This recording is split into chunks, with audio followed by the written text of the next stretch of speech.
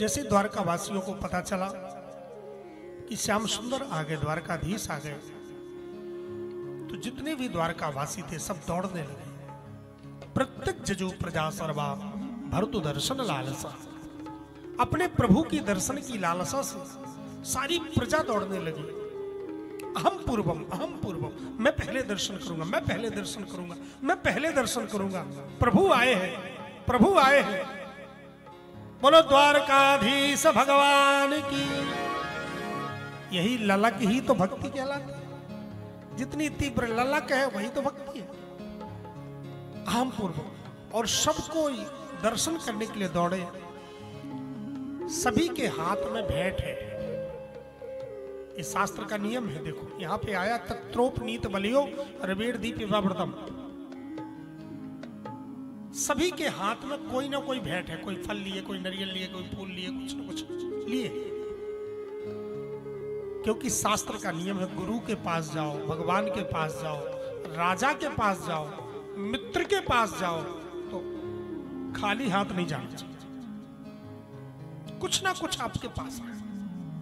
फूल ही ले लो, कुछ नहीं है, फल ले लो, श्रीफल ले लो, जो आपके पास व्यवस्था हो, पर खाली हाथ नहीं करना। ऐसा नहीं कि उनको जरूरत है। यहां पर आया उदाहरण रवेड़ दीप व्रतम। ऐसा नहीं कि भगवान को किसी के पदार्थ की जरूरत है। जो द्वारका नगरी जैसी स्वर्णपुरी दे सकते हैं, तो वो 2-4 किलो लड्डू लेके करेंगे क्या? जो सब कुछ देने वाले हैं वो क्या दे देंगे हम उनके लड्डू दे करके और पेड़ा दे के और फल दे करके? उनको हम क्या देंगे? लेकिन वो आपके भाव को स्वीकार करते हैं। जैसे सूर्य को दीपक की जरूरत नहीं होती, सूर्य स्वयं प्रकाशवान है, फिर भी हम दीपक दिखाते हैं सूर्य को। जब नवग्रह का पूजन करते हैं तो दीपम दर्शयामी भास्कराय नमः, पंडित जी पूजा कराते हैं। या सूर्य की पूजा आप करते हो, भानु की, तो आप पूजन करते हो तो दीपक दिखाते हो। क्यों? ये भाव से, उसी भाव को स्वीकार करते हैं। किसी के पदार्थ के भूखे नहीं, उस भाव से स्वीकार। आप उदाहरण मान लो, अपने घर का उदाहरण। आप बढ़िया बाजार से फल लेकर के घर पहुंचे और थके माने दिन भर से ड्यूटी करके, भाई लोग हो चाहे माता आए बाजार से, फल सोचे लेते चलेंगे, और फल लेकर के घर पहुंचे और घर में बच्चे आ गए, पापा जी आ गए या मम्मी आ गई।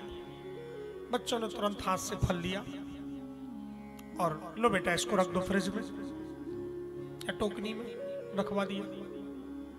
अब आप बिस्तर पर बैठ गए आराम करने के लिए थोड़ी देर।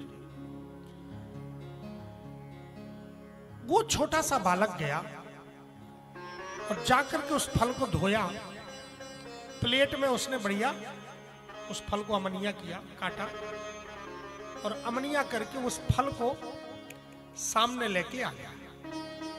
एक गिलास पानी ले आया, छोटा सा बच्चा आपके सामने, और वो फल ले आया, जो फल आप लेके आए। फल के पैसे आपने दिए, आप ही खरीद के लाए। वो केवल थोड़ा सा प्लेट में अमनिया करके आपके सामने ले आया। आपका हृदय कितना गदगद हो जाएगा। देखो इसको मेरा कितना ध्यान है। आहा, देखो मेरा बेटा, सारी थकान दूर हो जाएगी, हृदय वात्सल्य से भर जाएगा, हृदय प्रेम से भर जाएगा। कितना प्यारा बच्चा है। वो कुछ ना लाए, ठीक है, रख दे, सो भी पर्याप्त है, लेकिन वो अपने से इतना कर दिया कि आपके सामने फल ला के दे दिया और नहीं नहीं खा लीजिए ना। उसका ये प्यार ही आपको उसके प्रति समर्पित कर देगा।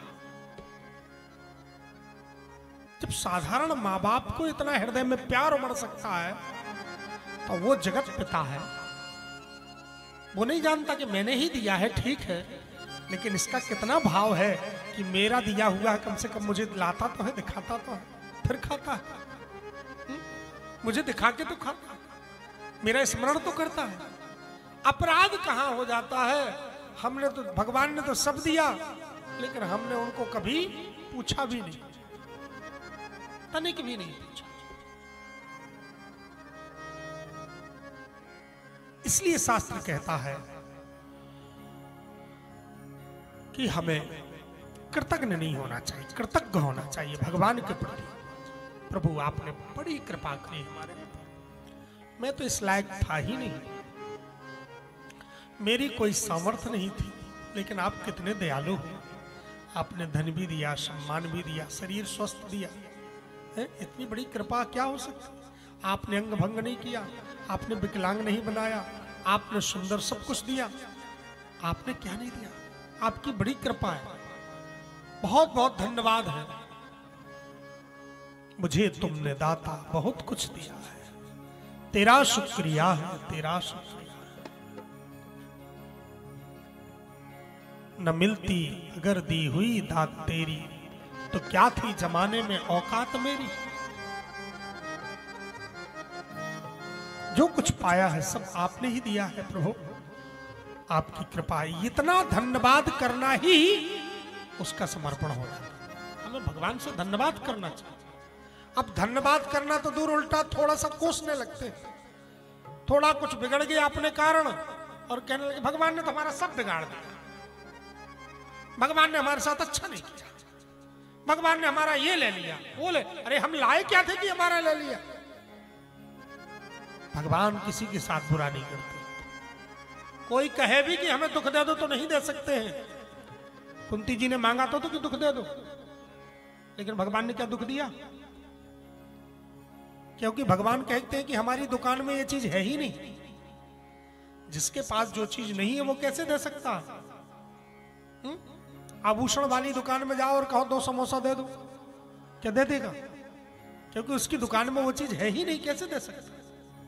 कपड़े वाली दुकान में मिठाई मांगो मिल जाएगी, नहीं मिलेगी। ऐसे ही भगवान तो सुख के सिंधु है, आनंद के सिंधु है, सुख के धाम है। जितना चाहिए आप हर वैरायटी का सुख मिल जाएगा, आनंद मिल जाएगा। मिठाई की दुकान में मिठाई की वैरायटियां मिल जाएंगी, कपड़े की दुकान में हर तरह का कपड़ा मिल जाएगा, लेकिन कपड़े की दुकान में एक भी मिठाई मांगोगे तो नहीं मिलेगी। ऐसे ही भगवान आनंद के सिंधु है, सुख के धाम है। जिस वैरायटी का आनंद चाहिए, जिस तरह का सुख चाहिए ले लो। और दुख चाहिए तो संसार में तरह तरह का नाना प्रकार की वैरायटी मिलेगी दुखों। कोई तन दुखी, कोई मन दुखी, कोई धन में राहत उदास, थोड़े थोड़े सब दुखी, पर सुखी राम के दास। जो आनंद सिंधु सुख राशि, सी करते त्रैलोक सुपासी, सो सुख धाम राम असनामा, अखिल लोकदायक विश्राम। विश्राम वही मिलता है भगवान के चरणों में, सुख वही मिलता है। वो सुख के समुद्र, सुख के सिंधु। सुख सिंधु कहने का मतलब क्या है, आनंद सिंधु कहने का मतलब क्या है। सिंधु का मतलब होता है समुद्र में चाहे जितना पानी मिल जाए, समुद्र कभी बढ़ता नहीं। आपने देखा होगा बरसात की सारी नदियां भर भर के बरसात में एकदम बाढ़ जा रही है, पर समुद्र में पूरी जा रही है, लेकिन समुद्र 1 इंच भी नहीं बढ़ रहे। देखा है ना। अगर समुद्र बढ़े तो पूरी बंबई डुबा दो, मैदान में ही तो समुद्र है, पूरा रामेश्वरम डुबा दो, लेकिन जितने हैं उतने ही रहेंगे। और गर्मी में सारे जलाशय सूख जाते हैं, पर समुद्र वैसे के वैसे, तनिक भी नहीं कम होता। अगर गर्मी तो समुद्र 2-4 किलोमीटर दूर चला जाए, पर समुद्र वैसे ही रहेंगे। चाहे जितना पानी डाल दो और चाहे जितना पानी निकाल लो, समुद्र ना तो कम होते हैं ना ज्यादा होते हैं। ऐसे हमारे प्रभु आनंद के सिंधु हैं, चाहे जितना आनंद उनमें उड़ेल दो, कीर्तन करके, भजन करके, नाच करके, गा करके, दान करके, यज्ञ करके, तपस्या करके, चाहे जितना आनंद उड़ेल दो और चाहे जितना आनंद उनसे ले लो, ना तो वहां घटता है और ना बढ़ता है। वो आनंद के सिंधु है। वो पूर्णा पूर्णमिदं पूर्णात् पूर्णमुदच्यते पूर्णस्य पूर्णमादाय पूर्णमेवावशिष्यते। वो पूर्ण है, अपूर्ण है ही नहीं। वो परमात्मा का सभी ने कृतज्ञता ज्ञापित किया और भगवान अपनी मां के चरणों में प्रणाम किया। सबसे पहले भवन